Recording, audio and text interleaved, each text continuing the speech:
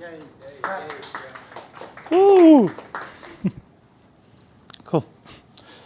Let me just plug in here. Hello, everybody.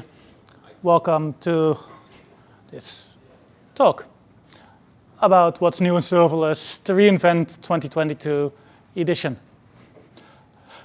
I actually realized my last talk at this very meetup was a serverless, what's new in serverless reInvent 2019. So it's been a while. I'm not blaming me. I'm blaming you for not organizing anything when nobody could come. Blame COVID. Let's not talk about that. Yeah. We want to be virtual. So, hi. I'm Arjen Schwarz. I'm a principal consultant at CMD Solutions. Out of respect for hosts, I'm not going to tell you how much better we are than anybody else in our space. I'm also an AWS ambassador, just like Don and a few other people here, like Matt. I organized the Melbourne AWS user group. If you are interested in all things AWS, come along. It's every last Wednesday of the month. And last month, if you did not come, you missed a wonderful panel discussion with Dawn, Matt, and Stephen. There. Sorry. The light was shining so bright I couldn't see you. You've got this beautiful halo around you. You can still watch the recordings though. I'm also organizing DevOps Days Melbourne and host a podcast for the Melbourne AWS user group, where again, we talk about fun things like the Melbourne region.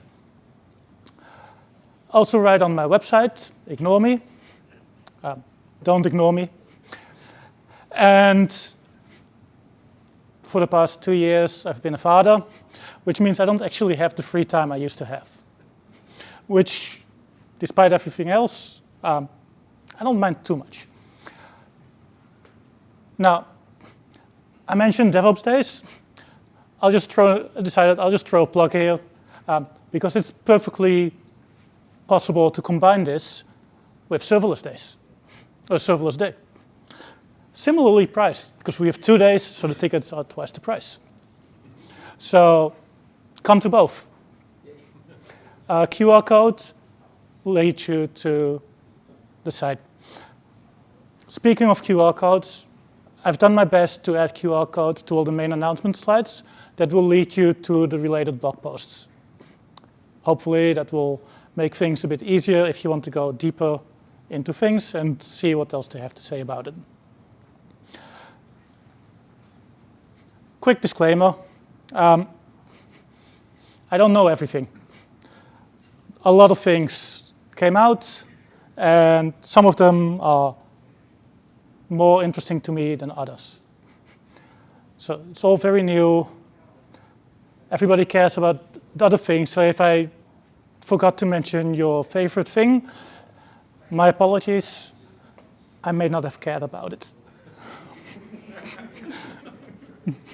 Some of the announcements are from pre-invent. Pre-invent, for those of you who are not aware of this, in some ways, strange little term, is a couple of weeks before reInvent, where AWS finally figures out what they want to have during reInvent and releases everything else. Not everything I'm mentioning is a serverless service. Sorry. There's no containers in here, though. Don't worry. I'm not going that bad. When in doubt, just assume that I'm right about what I'm saying, because I am, but also just verify afterwards, and then complain to me wherever you can find me. One item of bad news about all of this. None of the things I believe that I mention are available in the only region that matters. But quite a few of them are available in Sydney. Let's start with what a lot of people that I know think is the biggest announcement, the most interesting one, which is Lambda SnapStart. Lambda SnapStart is a way to speed up the preloading, warm-up time, cold start time of your Lambda functions. At the moment, it's only available for Java. And I realized that, like many of you, I don't care about Java.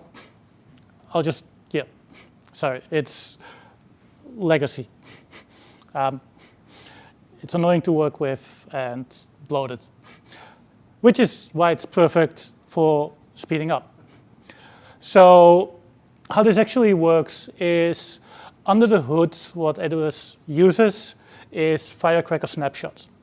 Firecracker, for those of you who don't know, is a micro VM service that AWS uses for a lot, well, not a lot, for some of their services, specifically Lambda and Fargate. Basically, it's, as the name implies, a micro VM that isolates your runtime from everything else, and then on top of that, they run the things that they actually need. So it's whether it's a container or a specific runtime for your Lambda functions. So this gets snapshotted, and then the next time, or then when a function gets run, it doesn't have to start everything from scratch, but it will start from that specific snapshot.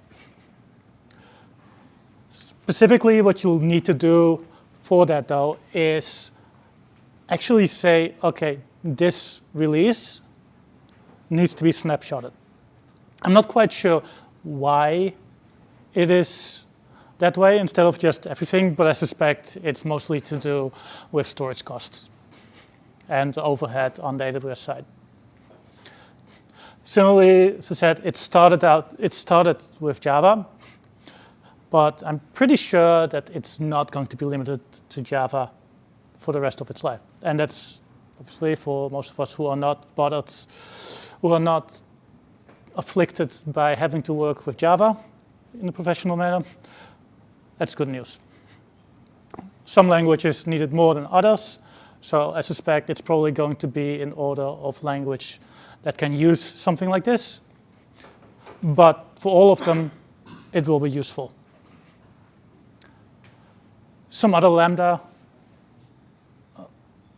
things. Inspector can now scan your Lambda functions. So if you're not familiar with Inspector, Inspector started out as a way to run security checks on your instances, which is nice and all, but over time, AWS also realized that not everybody runs instances anymore. So then they started scanning containers. I'm sorry for saying the word. And now it even scans Lambda functions. Basically, the way it does this is when you first deploy a Lambda function, it will scan it, as well as the Lambda layers that it potentially uses. So if you're not familiar with Lambda layers is basically a way to pre-package a bunch of configuration, binaries, things like that, that don't change as often as your application. And it will scan that. It will only scan the one that is actually being used by your Lambda function, not all the versions, not unreleased or unused versions, just the active one. So it scans it when you deploy and whenever you update your function. It then goes into the whole rest of the security tooling of AWS, so you can see it in your security hub and things like that if you've got that set up, which is all good. Some other Lambda announcements. Native AO2 tooling for .NET. I don't know what AOT stands for. I tried to look it up, but .NET scares me as much as Java does. But basically the result is also like an 85% increase or decrease in cold start warm-up time. It has something to do with just-in-time compiling. That's the part I don't know. A new telemetry, yeah. It's ahead of time compilation, so it tries to reduce the amount of code you're actually going to run. Thank you. I actually was curious to know that. Yeah, basically it's compiling. It's trying to compile the code before runtime. Yep. Cool. New telemetry API. This is useful for connecting all your observability tools. That one I really recommend looking at. I don't have a link for it, but look at the details because that's far more useful than what I can explain here. SAM CLI supports local testing with Terraform. That's actually pretty cool. If you use Terraform to write your serverless functions, you can now use the SAM CLI to test those locally. This was not possible before. It was only possible if you used SAM or just CloudFormation, things like that. So as somebody working at a company where too many people use Terraform, I know this is a big deal. And Node.js 18 support. It's better than Java. Is that slower? No, I'm pretty sure it's faster than Java. Earlier, Dawn mentioned serverless things that are not necessarily serverless or not server-free. OpenSearch Serverless was announced.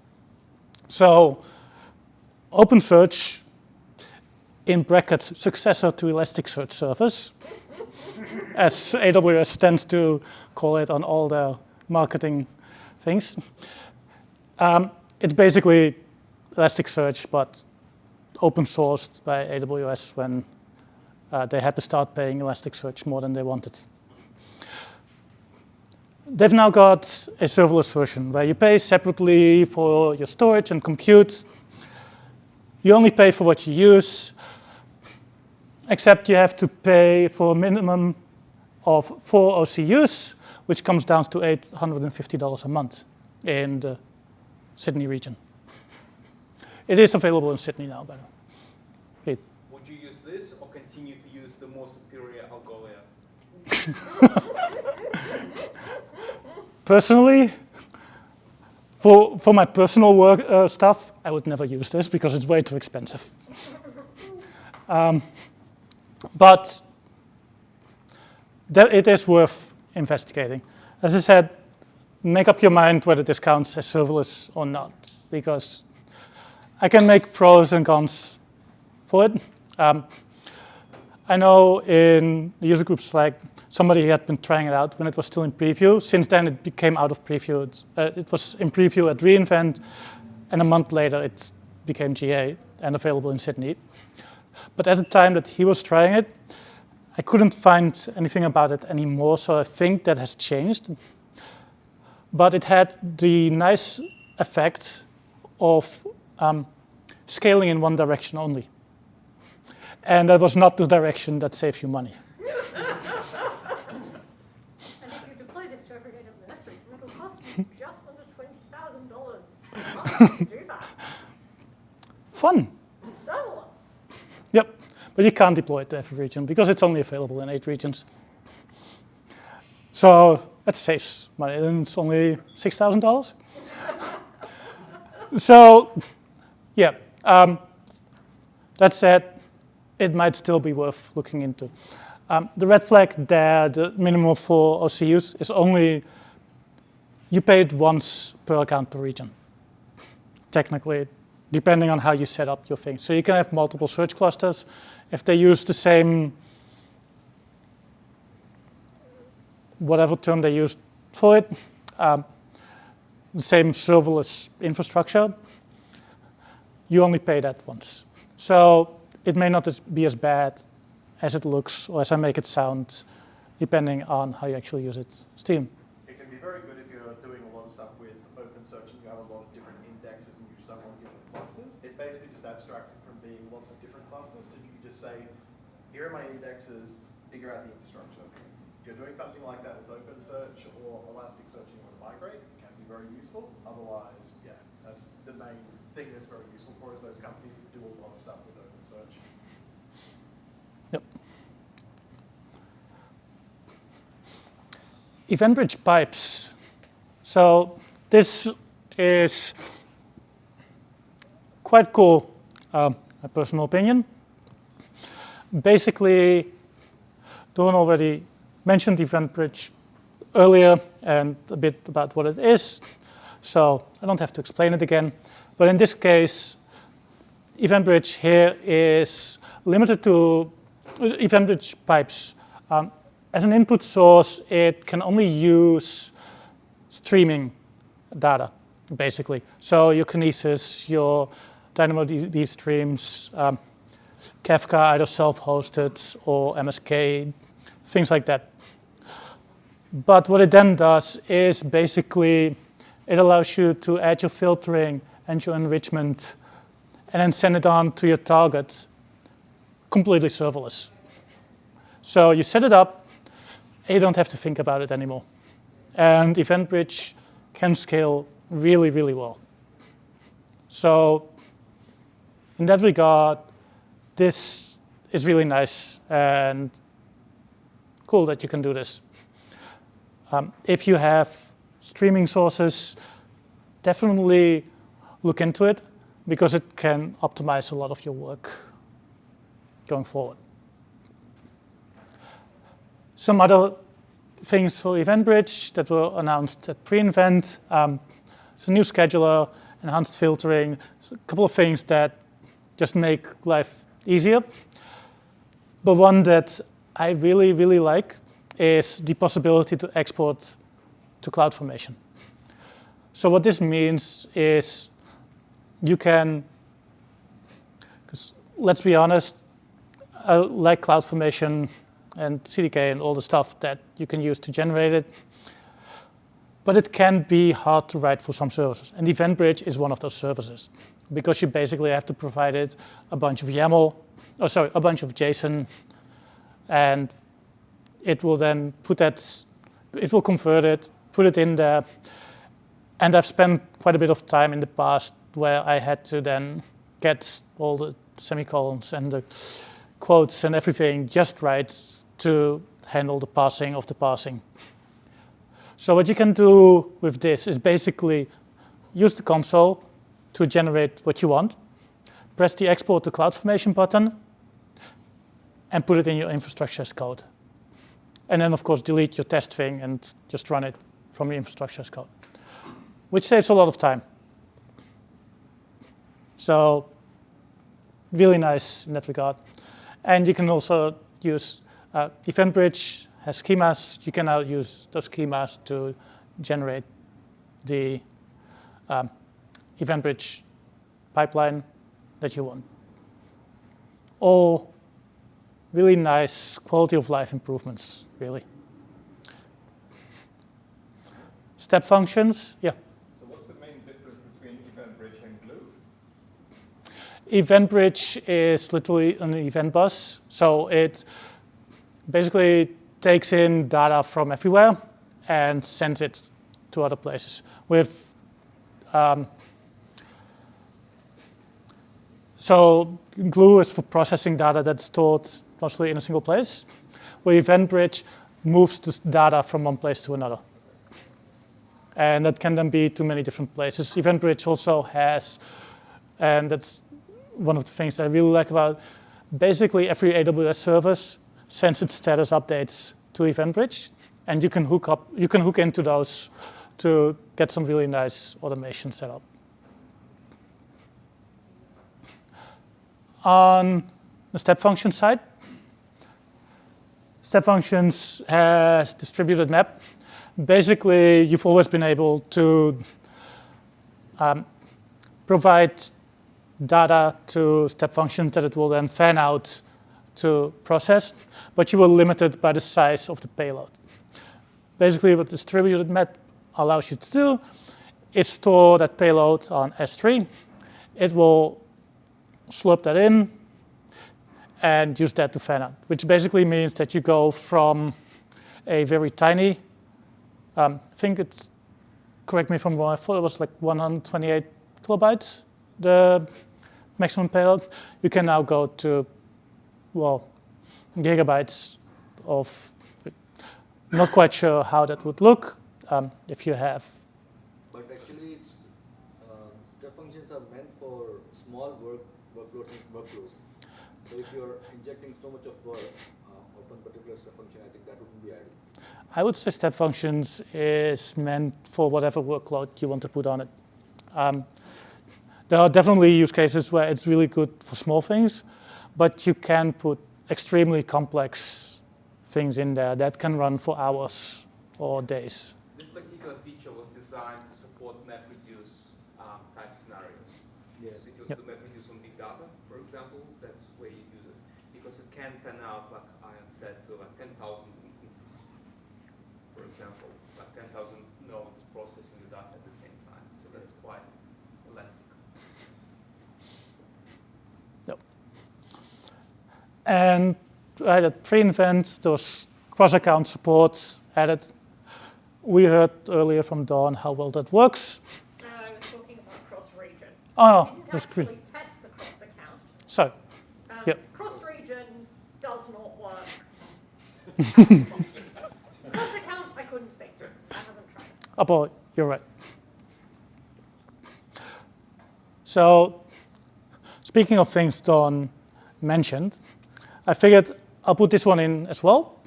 Route 53 ALC, she mentioned it as a good way for dealing with failover and such. This is the only announcement I could find for it at reInvent. This allows you to fail over to a different AZ. It's also only in preview. Considering we're talking about serverless solutions, this may not be as useful unless you use things like Lambda endpoints, VPC endpoints, in which case it could then become quite useful. Although hopefully you'd put a load balancer in front of that. Then something really cool. This is Application Composer. Application Composer is a way to design your serverless infrastructure, serverless application inside AWS console, hit a button, and get your SAM or CloudFormation template out of it. Even better, you can also upload your existing templates and get pretty pictures of it. So I'll do a quick demo of what you get with that, because I can go back here. So yes, please join the hotspot, otherwise this demo is going to fail. If I press create project here, it's showing the completely wrong screen. Okay. I hope that wasn't. Cool. So I press create project here, and I can load an existing project. This is going to be slightly awkward, but you can even, if you use either Chrome or Edge, you can have it in connected mode, which basically means it will update the file on your computer while you're playing around with it, which is a nice feature. If I now click here on, let's do that one, you'll see a massive serverless infrastructure for one of my side projects. I've got bigger examples, but I can't show anything client-related for obvious reasons. So that's cool. You can see the template that I uploaded, yeah, whatever.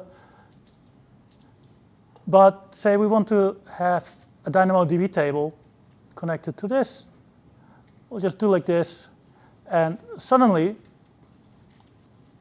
in this template, you will see this table has appeared together with all the settings I didn't bother changing, but that you can all change from there, as well as a IAM policy for the Lambda function.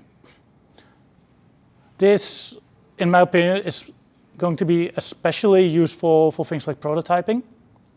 So if you just want to quickly show something to colleague or client or whatever, it really allows you to quickly play with this and make fun stuff. You can then export it, run it up properly as infrastructure as code, transform it into whatever ISC tool you actually like if you don't want CloudFormation. I'm hopeful that at some point AWS decides, hey, let's also support things like generated for CDK, generated for Terraform, especially as they're doing more and more of that these days. So it's a really nice tool to get quickly started with your applications. Can we do more configurations over there? For example, if you want to configure DynamoDB further, Yep. would that still update the code? Yes. So if we go here, say we want a sort key. Yep, sure. The default is fine. We'll just press save. And then in the template, if you scroll down, you will actually see timestamp has been added and as a key and everything like that. So yes, you can go as far as you want with the details and it will do all of that. Obviously, this is a very simplistic example, but I'm not going to do a demo with lots of things because everybody will get bored seeing me turn that way and clicking on things. But yeah, so really cool what you can do with it. Let me just go back to my slides.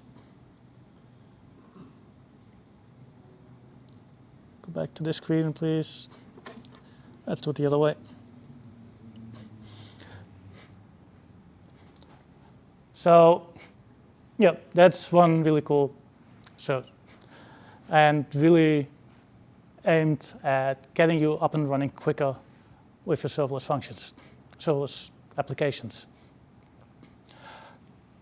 Next up, worth a call out because it shows up in every AWS deck, Code Whisperer. If you haven't heard of Code Whisperer, it's basically like GitHub Copilot, but for AWS.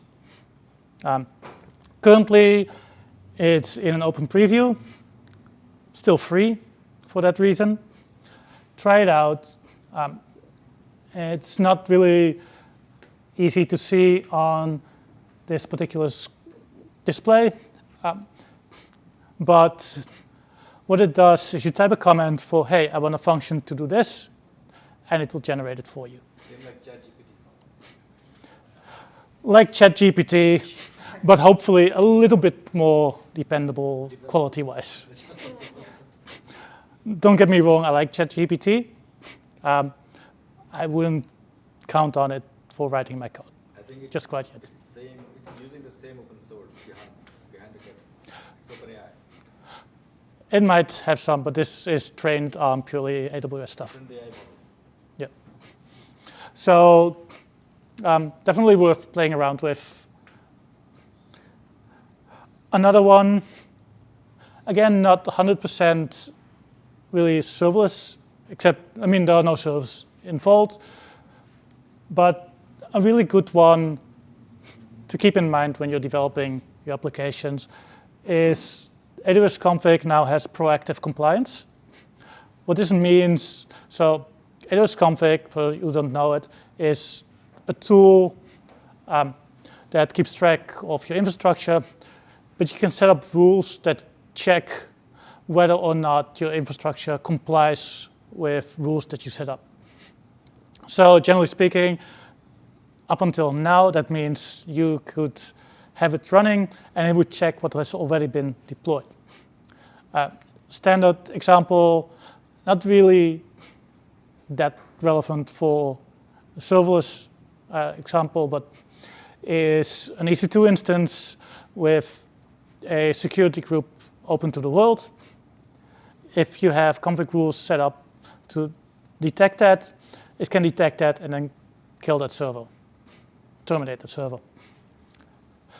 Now you can also put that into your CI/CD pipeline. It involves making an API call to AWS config, but then you basically say, okay, I want to deploy this. Does that comply with all the rules? Yes, no. If it doesn't, it will just send a negative signal, and your deployment or your CI/CD pipeline will say, okay, no, there's an issue with this. Obviously, especially useful with branches and stuff like that before anything gets merged to master. So a good tool to use. Watch the costs. Not quite sure anymore how much it costs, but it's definitely not a free service. And then the last one I quickly want to mention is CloudWatch Internet Monitor. This is very useful, especially, I'd almost say, for serverless, because it monitors the rest of the internet and shows where there are outages. What you can use this for is when somebody comes and says, hey, your application is not working, you can point to this and say, oh, it's not my problem, it's you. Which is always everybody's favorite way of dealing with a problem. Depending on the customer or colleague you're dealing with, you might want to phrase it a little bit more diplomatic. We're always happy to help, though. Yep. But yeah, this is you, not me problem. Doesn't help with DNS issues. And that was it. If you're looking to find out more from me, my site is Ignore Me, as I mentioned before. The Melbourne AWS user group has a lovely site with a link to our Slack channel where we have 900 something people, some of whom are active. Always a lot of fun. Be there. You can find me on Mastodon. I just set up my own instance. Unfortunately, I put it in US East 1, so we have to see if it stays up. On LinkedIn, and technically speaking, Twitter, I'm Arjen Schwarz. LinkedIn, GitHub, and Twitter. I forgot the LinkedIn logo there. I don't do Twitter anymore. Sorry. They stole away the ability to use my preferred client. And since today, I can't even automatically post updates from my site anymore there. So,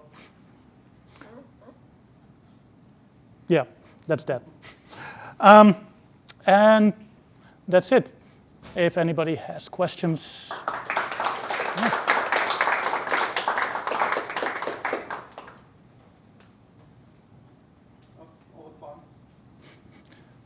Oof, I explained everything perfect. Oh, not quite. What app do you use to switch to? Keynote.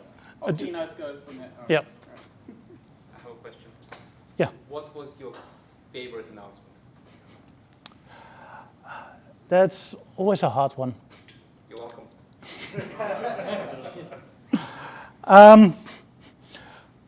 From a serverless perspective, I actually think it's App Composer, just because it's so easy to get started with. Once SnapStart supports languages I care about, that might change. But at the moment, yeah, I think it's App Composer just because it makes it so easy to create a new, to generate what you want and need. What about non-serverless? Just anything.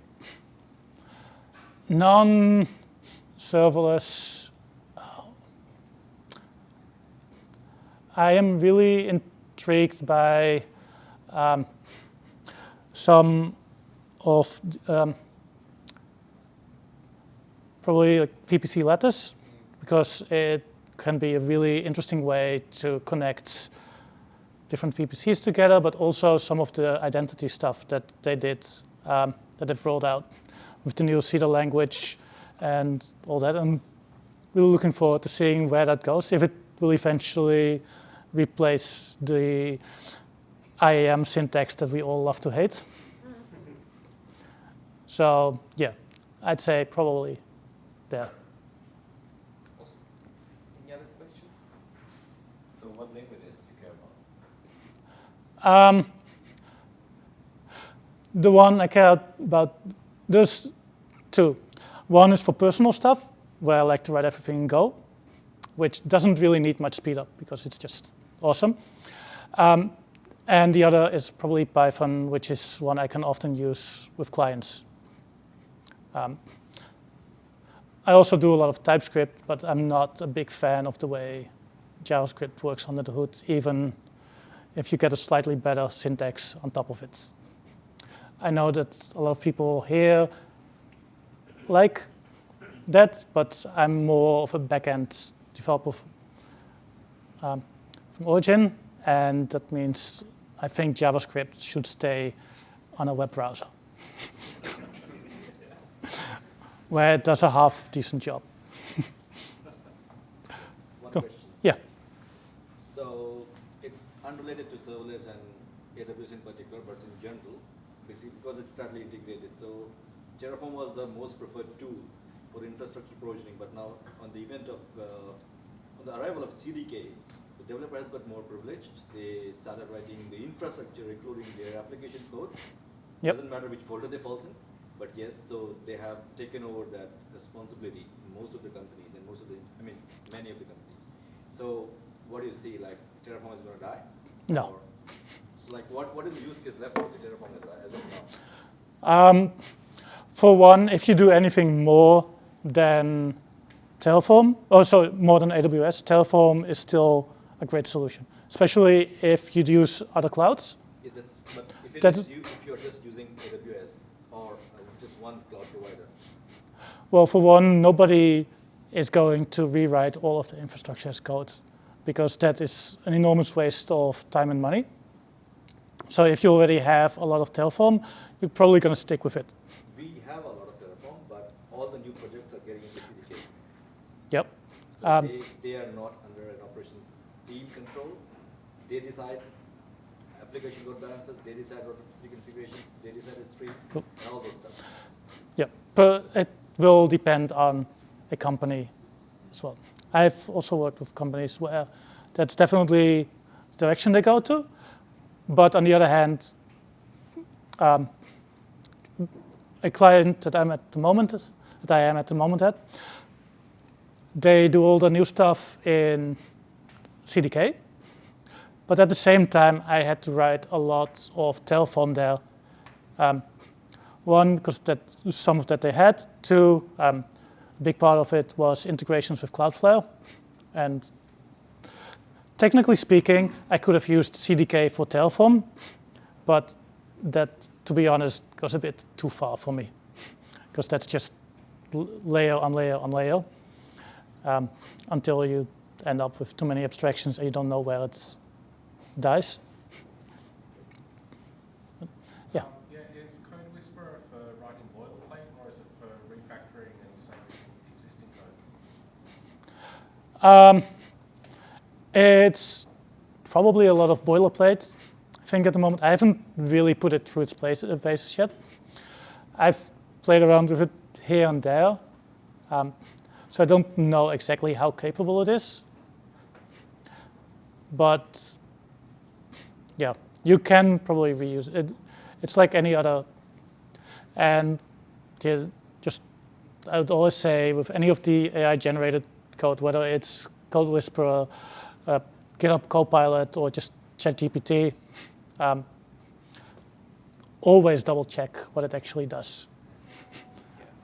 Yeah, definitely. I had somebody from AWS give me a demo of Code Whisperer last year, and there was a bug in one of the functions that it generated. It was a funny session. I'm sure it's fixed now, but yeah, you just gotta be very careful. Obviously, it's no good for production. Like you just can't take that code and put it into production.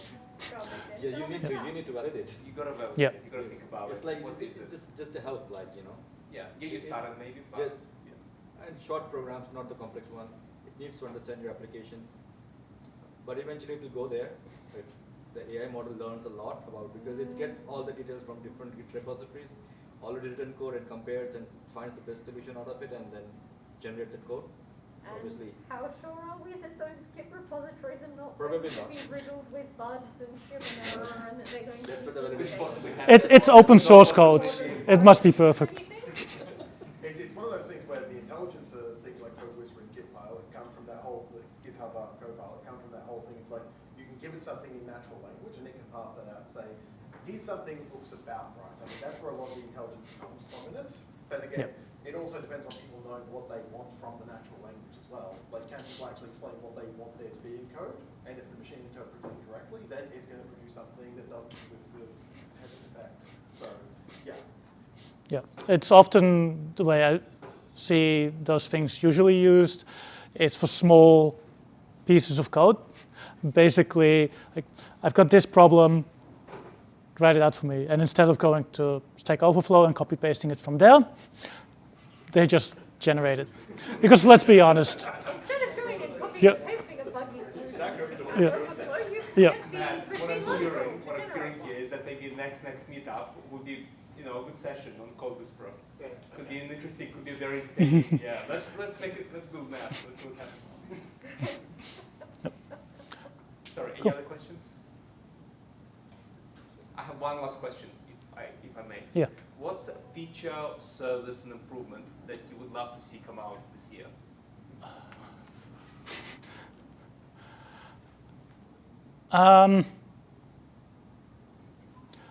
I'm guessing full feature and service compatibility. So basically the Melbourne region having everything that doesn't count. But that's basically on the top of my list. A lot of stuff in the Melbourne region. That counts. Then I'll leave it at that in case I think of things that I shouldn't talk about. Thank you so much.